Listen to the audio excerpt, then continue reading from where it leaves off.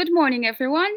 I am Shaima from Near East University, and today I will be your host for our program, Let's Be Connected. I will shed a little bit more light on the program. So, Let's Be Connected is a program that we have newly come up with, and the main goal behind it is to, of course, like the name suggests, to keep connected no matter what the situation is. So with this program, we have the opportunity to stay connected and to communicate and to interact with students, with lecturers, as well as officers and officials from Near East University. I will now introduce our respected guest for today, Associate Professor Dr. Çise Çavuşoğlu, the Director of the Education Unit and the Vice Chair of the Department of English Language Teaching at Near East University. Dear Professor, welcome. Hello, good morning. How are you today? I'm fine, thank you. It's a beautiful day. It's really good being with you. Indeed, exactly.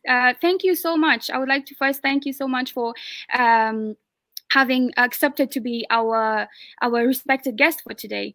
How is everything? How is the new situation, given that we are now affected by the pandemic, slowly going back to normal in TRNC?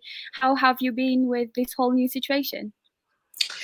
Well, actually, we're okay, I guess. We've done really well around the island. We've kept the cases really low, and everybody put in some effort to control the situation. And as a university, I think we've done brilliantly because we haven't actually stopped educating our students. Within a matter of a couple of days, we were online teaching, and we haven't lost anything from our semester, which is, I think, a big achievement. And hopefully everyone is happy about soon ending the semester without any particular losses in terms of education. Exactly. It is indeed what we expect the most, especially from a tertiary educational system. This is what we expect, that nothing should come across, should block the ways of our students. And indeed, like you said, it is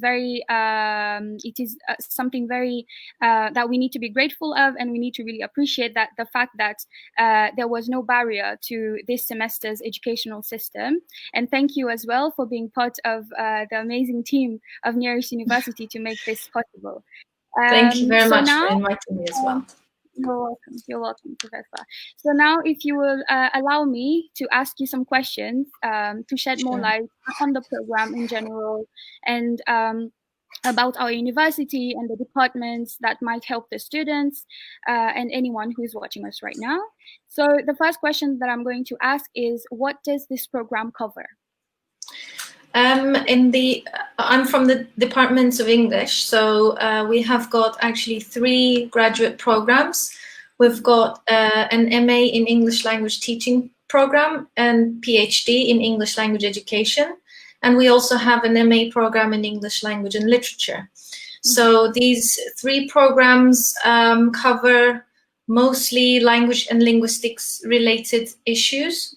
Of course, they are research-based programs, even though we have the non-thesis tracks as well for students who do not prefer to write a thesis. But mainly the programs are focused on teaching of languages, English as a foreign language specifically. We have comparative studies as well with other foreign languages. And for the literature department, we have the interdisciplinary studies with literature and culture within the program. Thank you, and I believe that this such program content is very important for our university because the population of international students here is quite big. So I believe personally that having this aspect of intercultural aspect in such a program as well, I think it's nice because it kind of de-alienates the students, the foreigners, when they come here as well, given that they are studying in such an environment. Maybe I could be standard corrected, but you can of course add something to this about foreign students. No, the programs are specific to our students. So this is not like the English prep school where the students actually learn English to go on to study their programs. So when our students come, we have the English language proficiency test. Of course, if they have other tests, they may be exempt from this. But if they feel that their English is not enough to proceed to the department, they have the opportunity to study for 1 year or 1 semester at the English prep school, which is different from the department. But what our departments offer is more specialization in the area of languages and intercultural communication, of course, that is part of it.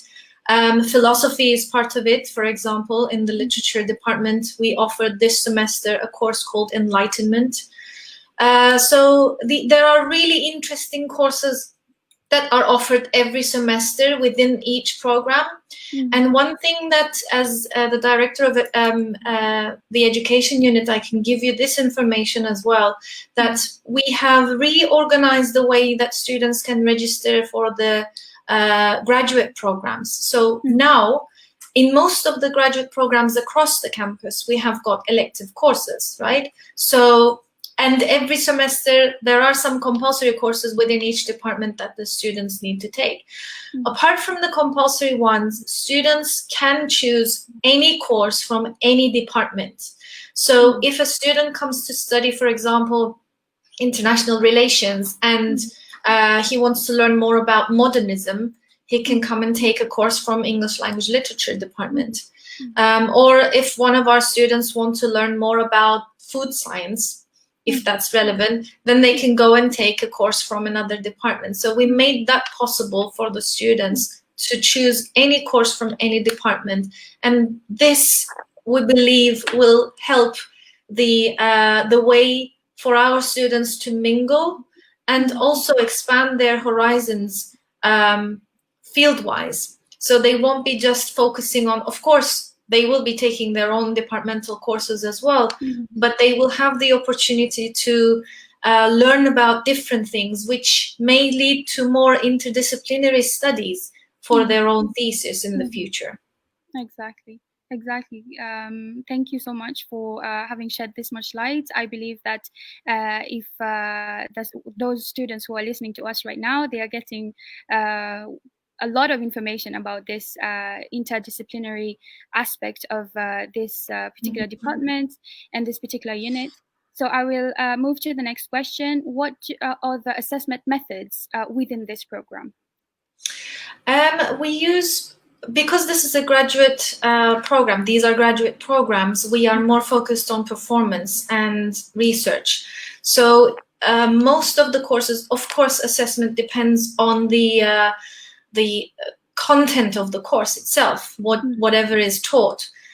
Most of the courses use presentations because we want our students to have the confidence of presenting their own work or a piece of information in front of an audience. That's one of our main assessment tools. And also we are research focused. So in many courses, they are expected to write small research papers. So that's the main thing as well. Some courses have exams, written exams, but most of these they tend to be open book exams. So because our aim here is not to test people's knowledge, we want them to think critically, we want them to come up with new knowledge, we want them to be able to discuss things, so or read things and critically analyze those readings. So most of the assessment methods are related to performing in that sense, rather than exams. Okay. I think it's quite a great thing that the assessment methods are like this, because it indeed doesn't entrap the students in one box, but it gives them rather the freedom, like you said, to critically assess and express themselves when it comes to this field and the classroom. And the next question is also quite related to this one.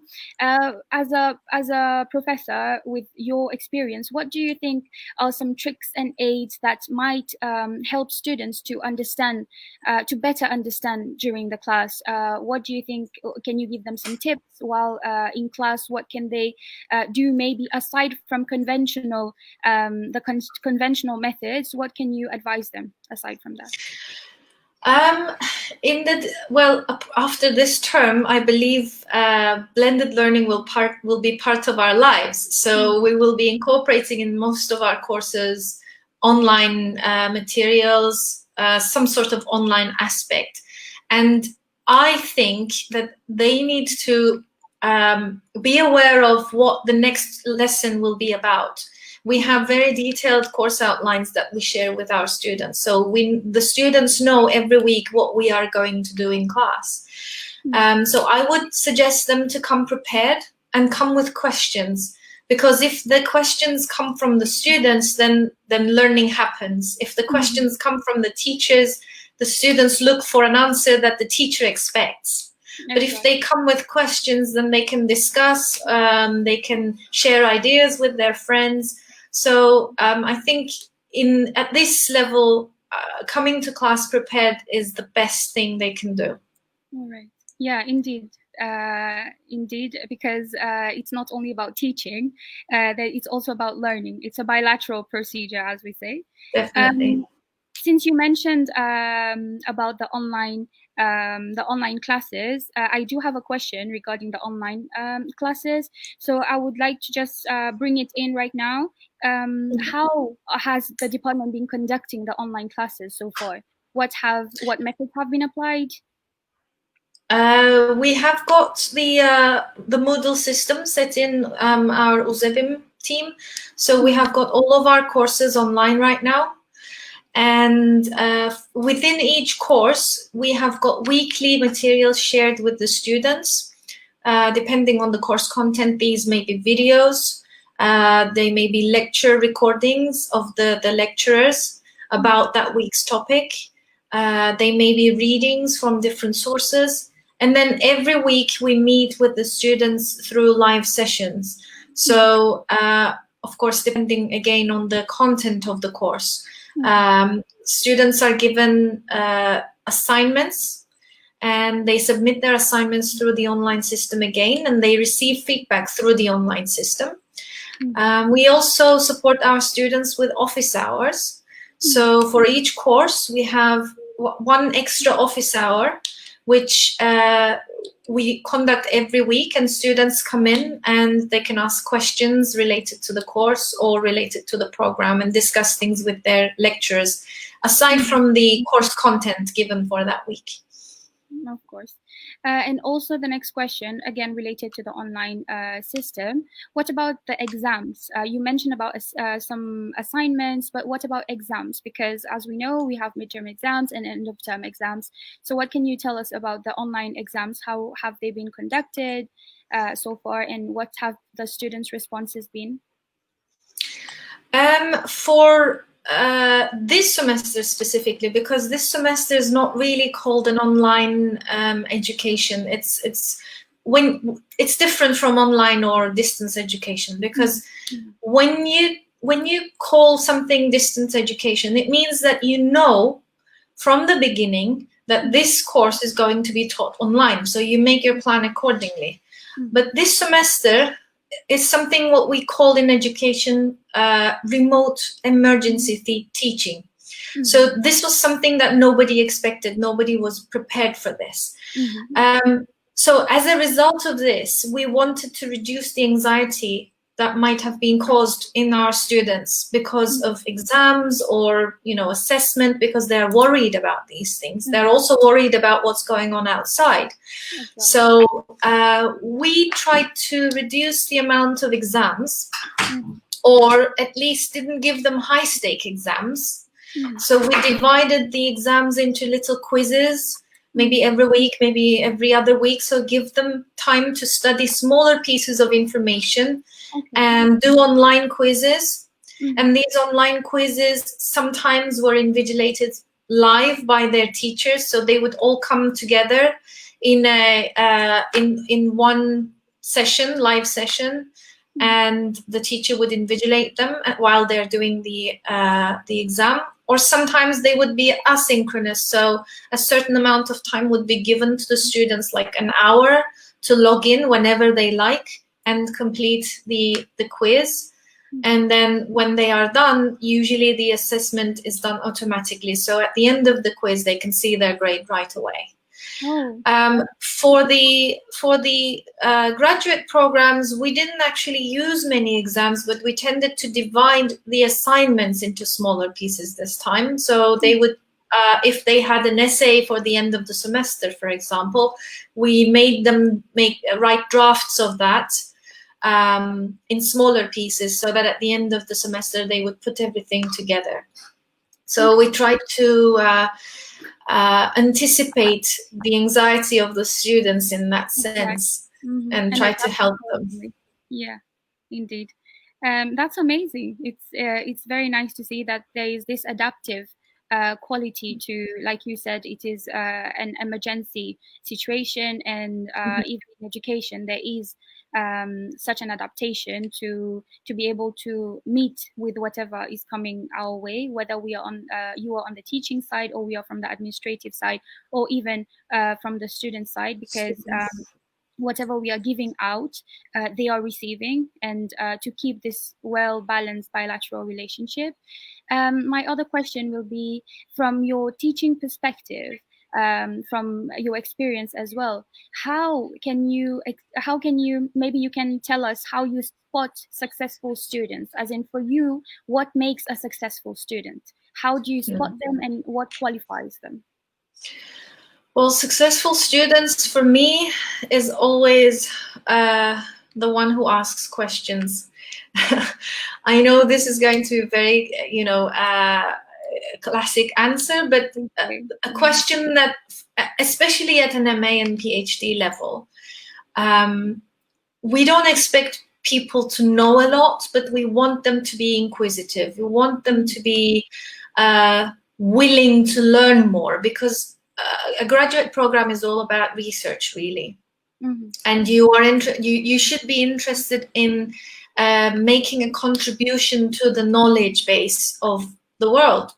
So just doing a research for the sake of doing it, it doesn't make you a successful student. So you have to have that craving of adding something, learning something yourself, but also through that learning, finding out new information that would be useful for other people as well. So when students come into the office, especially new students, I try to give them all this information that is, of course, most of them are international students. They are in a new context, and it's very difficult for them to adapt. So we give them a lot of information, and then I try to monitor them, see what they will do with that information. If they come back with more questions, that means they have thought about it.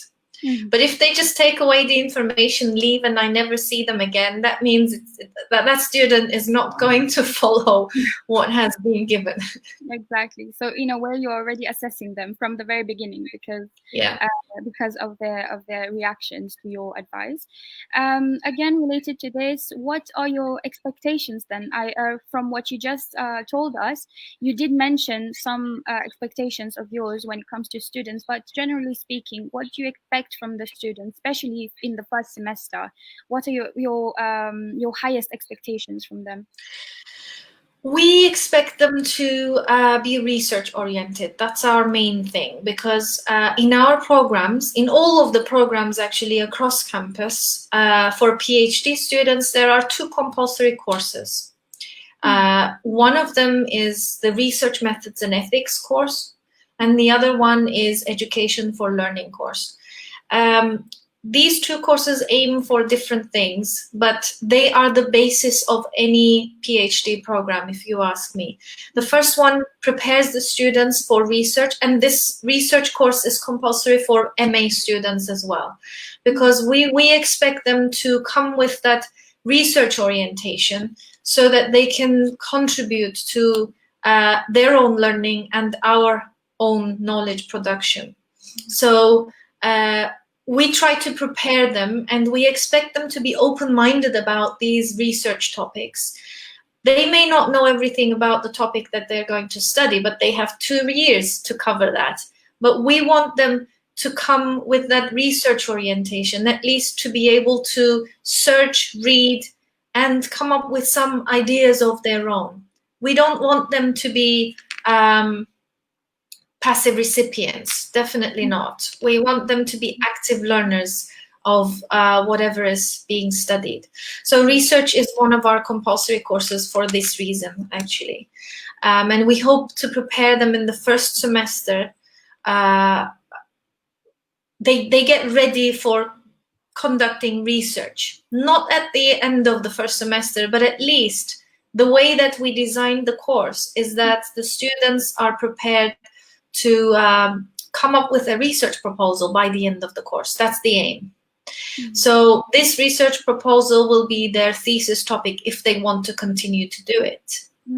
So from the very first semester, we try to get them to think about what they will do for their thesis, how they will do it, whether it's possible to do it or not, so that at the end of the semester, they have a solid proposal, research proposal for the thesis.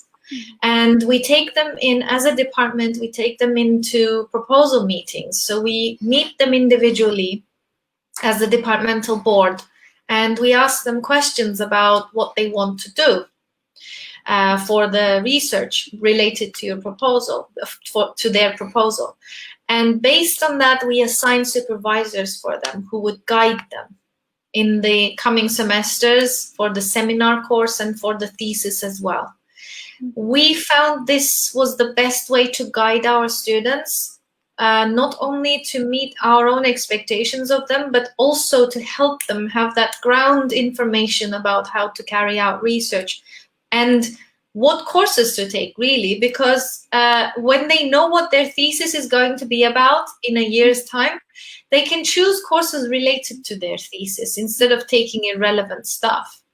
So we found that this was a very, very useful thing for our students. And we hope that the way that we designed it is going to help them as well become better researchers.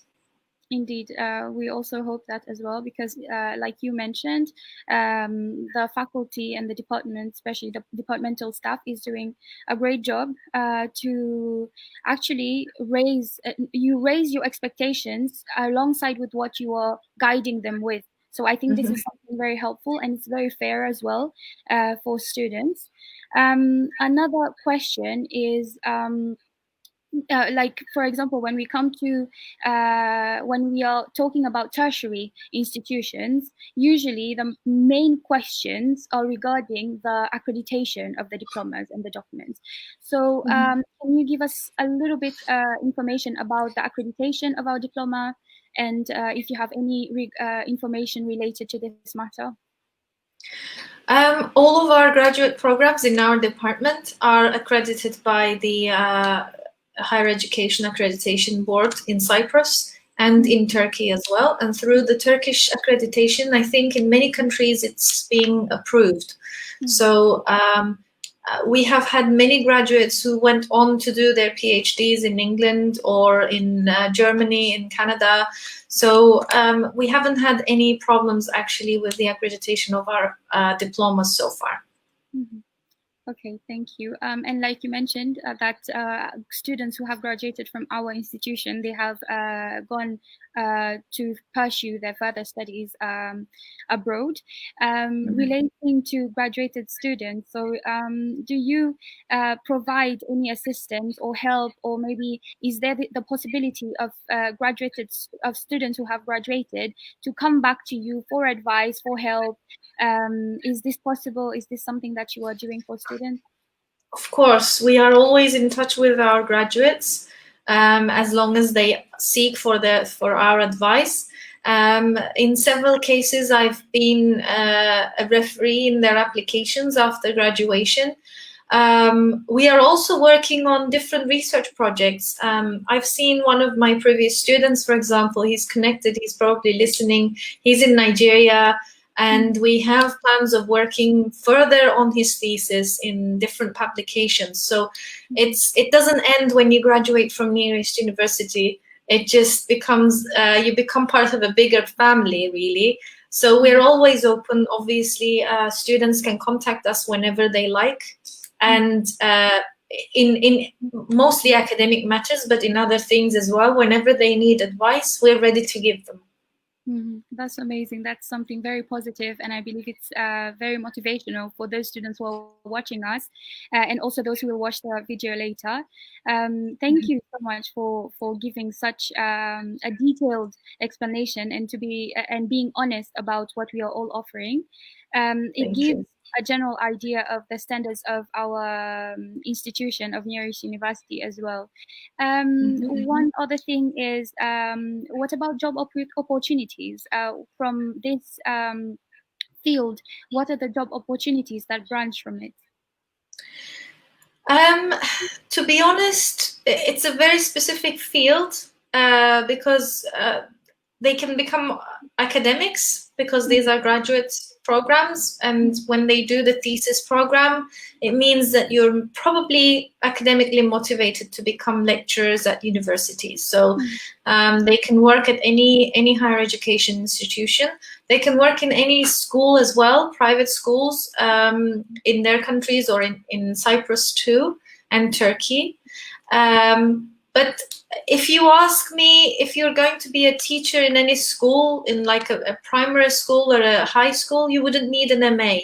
So if you're doing an MA, you would aim higher. So that's where the students usually go.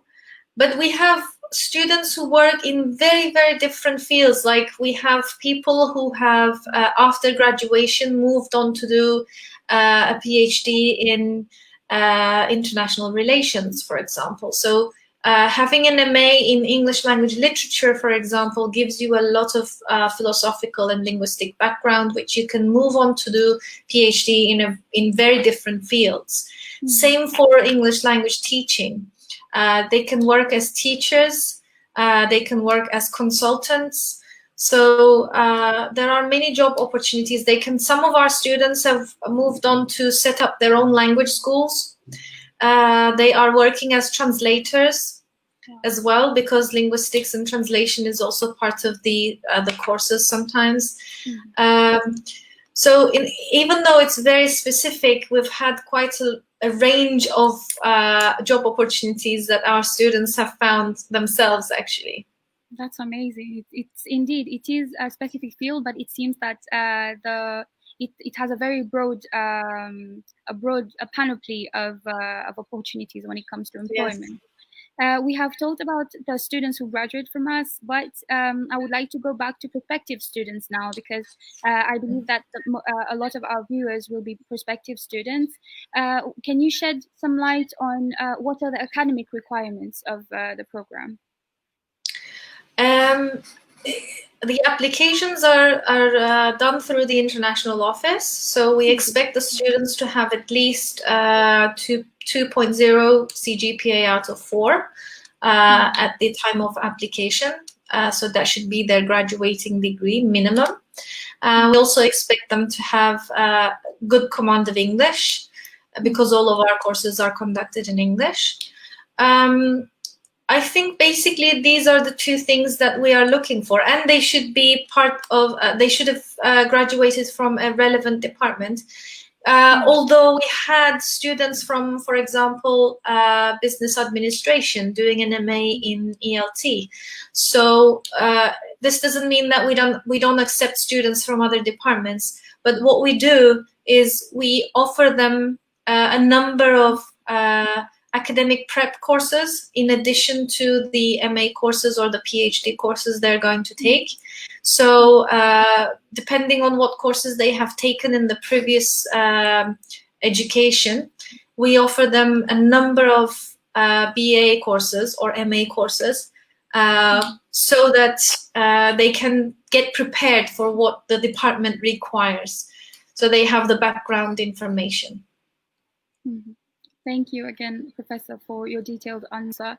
I would like to just address myself to those who are watching us right now. Thank you for their warm comments. I see that you are very respected, very well known, and very appreciated and loved.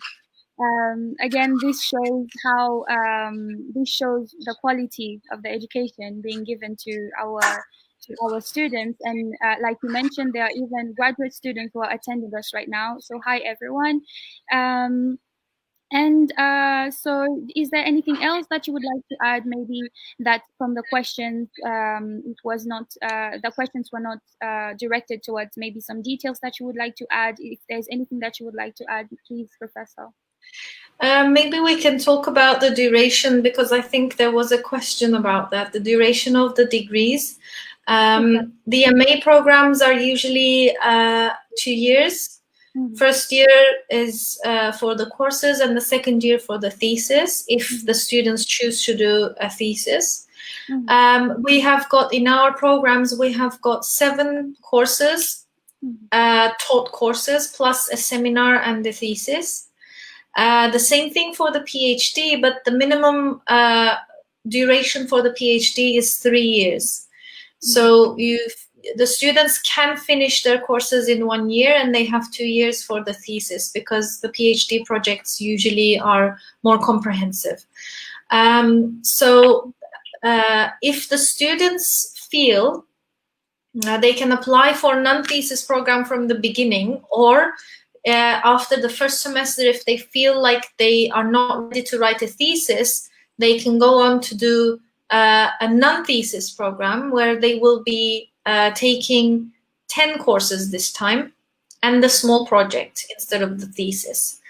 The diploma they get at the end of the non-thesis program is exactly the same as the thesis program, but this is only for the MA. Let me clarify that. We don't have the non-thesis for the PhD. So the only difference between the non-thesis and thesis programs is that the non-thesis students cannot really go on to do a PhD unless they write a thesis according to the regulations. So they can graduate from the non-thesis program and they can apply for a PhD program, but they will be asked to write a thesis first, an MA level thesis, and then start the PhD if they graduate from a non-thesis program. So there are endless opportunities, if you ask me. And the students are more than welcome to join our department if they are from the field, or even if they're not from the field. And I believe that we have a lot to offer to them. Mm-hmm. Indeed. Thank you so much again for your very detailed answer. So, dear Professor, now I would like to just really give you to thank you for, on behalf of the whole team, actually, to have honored us with your presence today.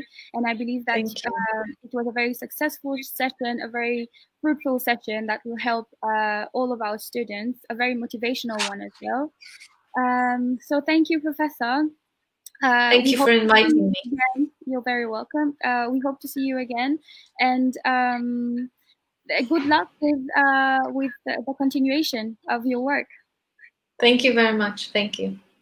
All right. So now I would like to mention about the application procedure for our university. So for you to apply to Nearest University, you can directly apply to our online